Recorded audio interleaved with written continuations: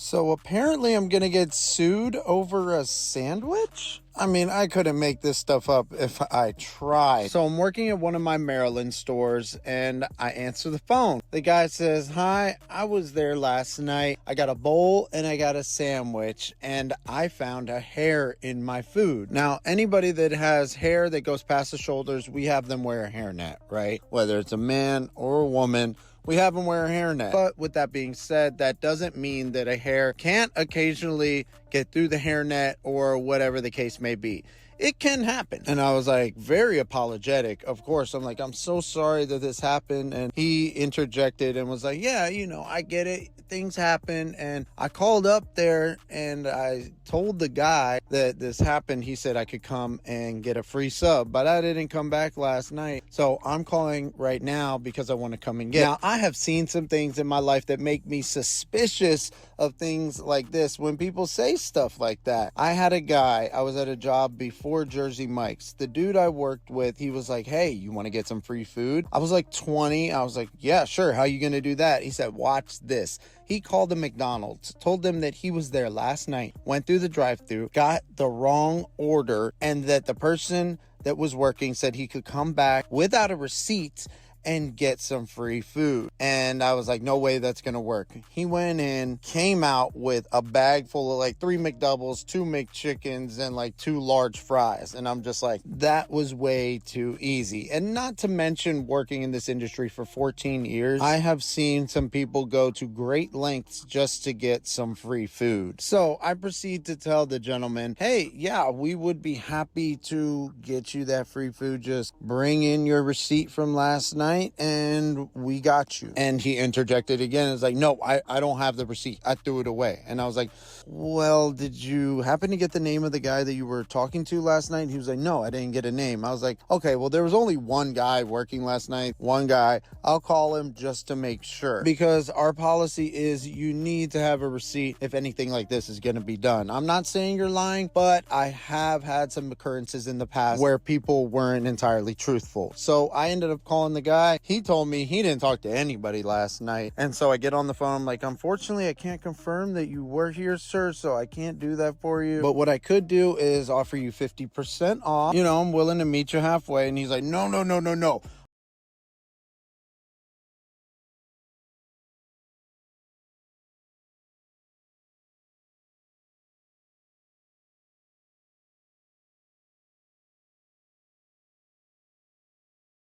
Is offer you 50% off. I'm willing to meet you halfway."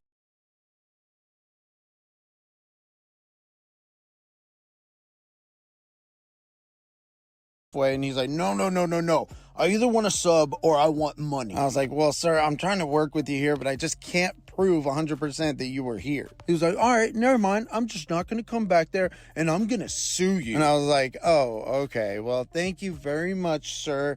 And he was like, "Actually, what's your name? Because I'm coming for you." And I was like, "Well, my name is Don." And he clicked on me. He hung up before I could even finish. I just can't believe people sometimes.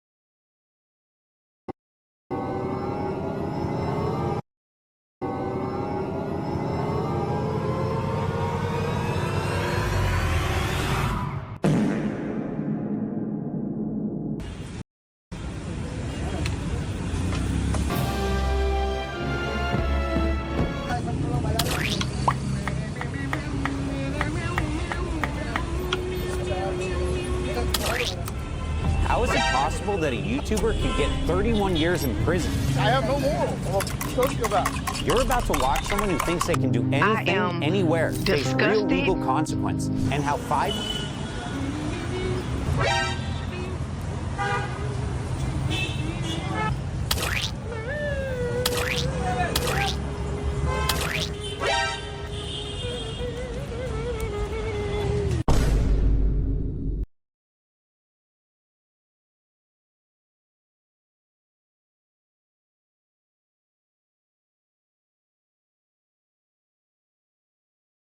mistakes built a legal case so strong that this creator may never be allowed to return home again. It all starts with a simple visit to one of South Korea's most beloved memorials.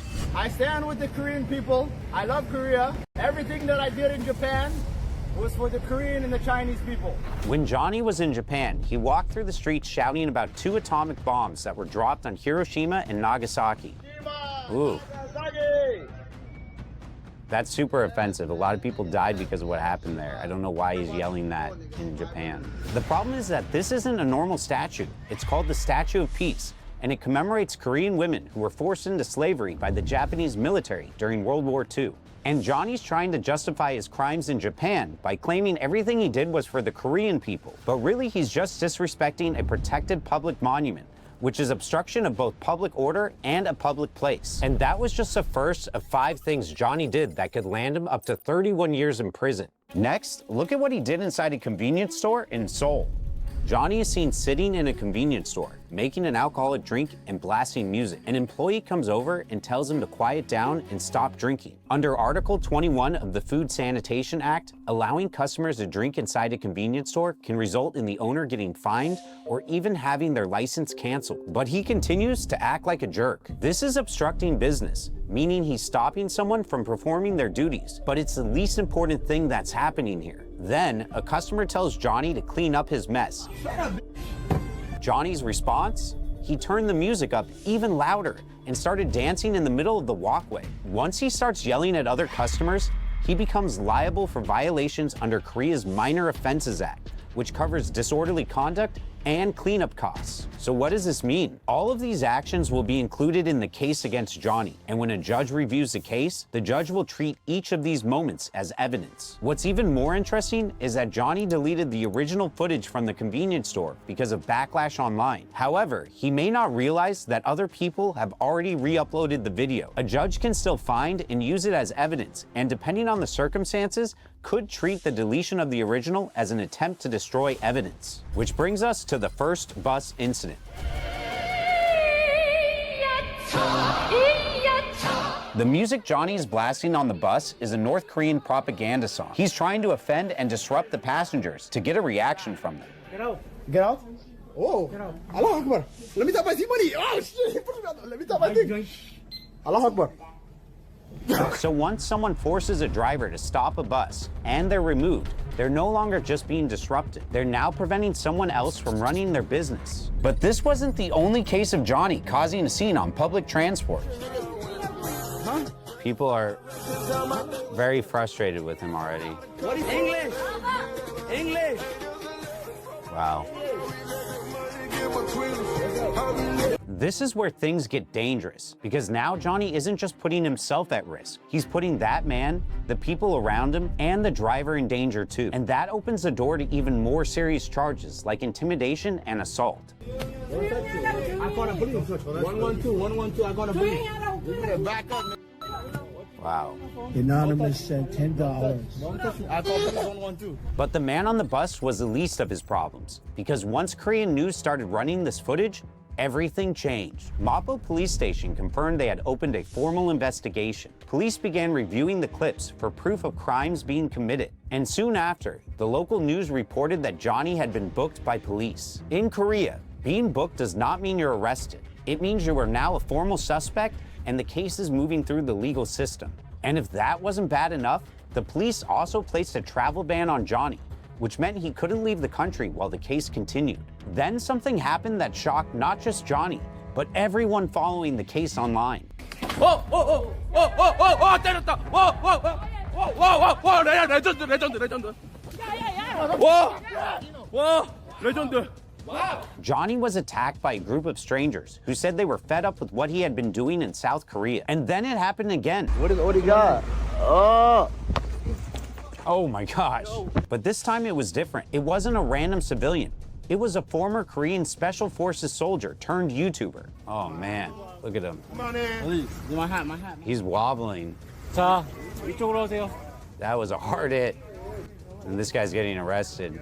It's still against the law to hit someone, but, you know, if you're Johnny, you should expect this coming. You pretty much angered an entire country. After the incident, the attacker was investigated and charged under South Korea's Criminal Act. Reports first said he was fined around 1.5 million won, about 1,025 US dollars. But later, Dialgan told another YouTuber his punishment was far worse than anyone expected. He was also charged with intimidation and stalking because the confrontation with Johnny was planned and filmed. And once legal fees were added, the total fine was 10 million won, roughly 7,000 US dollars. This is huge because in South Korea, the average monthly income is around $2,800. And at first, it looked like he would be stuck paying all of the fines alone. But then he posted a photo on Instagram of him standing in the street next to Johnny. The caption read that he did what he had to do as a Korean citizen. He thanked people around the world for calling him a hero.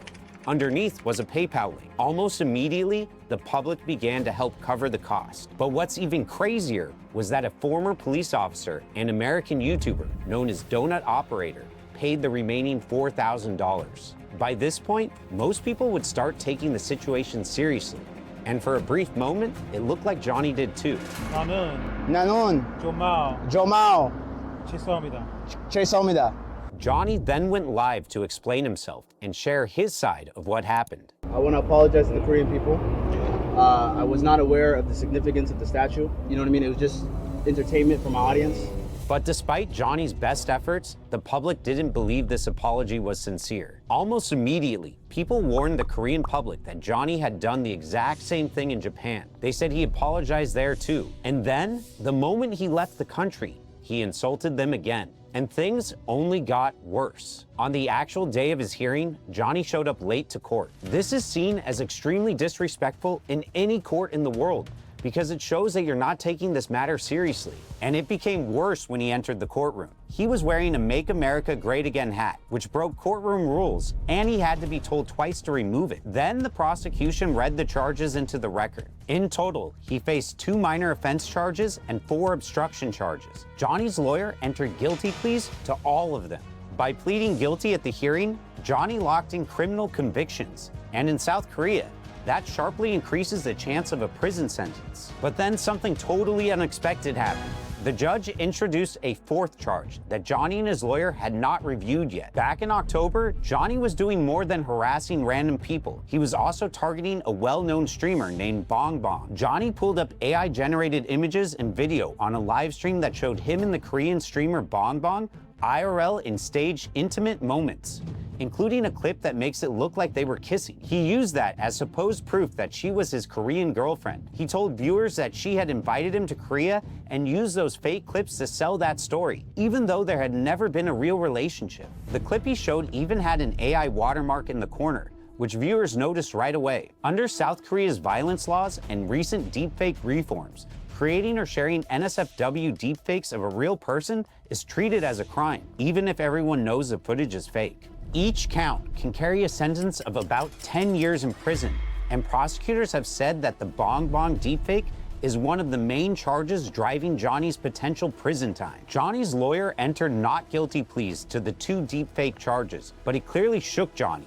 because of what he asked the judge next. I'm going to ask you if there's any way we could do expedited trial, because I've already been here for over 1 year in travel ban. I have family, I have obligations in America, and I want to have the right to a speedy trial. She explained that other foreigners had already been waiting nearly 2 years and that Johnny would not receive any special treatment. I feel the same situation, but more things happen to other alien defendants who have been around in this country for more than 2 years for pending trial. But a lot of what Johnny said may be a lie, because during one of his streams, Johnny claimed that his family disowned him. The only thing I'm really tripping over is because my dad told me he does not want me to have kids. So I'm like, yeah, I'm gonna just go back to crashing out. Y'all don't like me anyway. I'll make a new family. This contradicts his statement to the judge that he needs to go home to see his family and could affect his credibility for anything he says in the future. What's even more ridiculous is that I found an interview where someone from Johnny Somali's team revealed just how much money Johnny was making from all of his stunts. In a day, roughly, how much would he make? If he was streaming a long stream, it was 700 a day.